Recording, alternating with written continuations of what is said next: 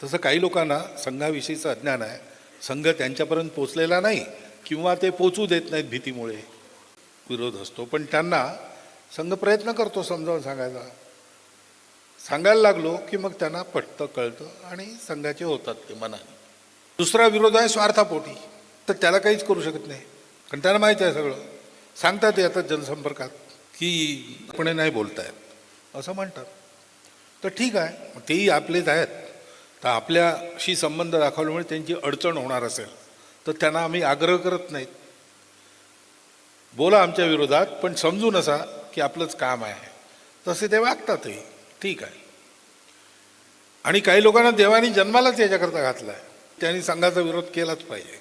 काय छोट्या मोठ्या गोष्टी इकडून तिकडून काढून त्याचा मुद्दा बनवून विरोध करायचा ते प्रयत्न करतात. पहिल्यांदा त्यांचा फार विरोध तगडा असे, त्याच्यामुळे आमच्या कामाला गती फार कमी होती. पण आता लोकांना त्याची सवय झाली आहे आणि त्यांना माहिती आहे की हे विरोध द्वेषापोटी करतात, खरं म्हणजे असं नाही आहे. त्यामुळे त्याचा काही परिणाम होत नाही.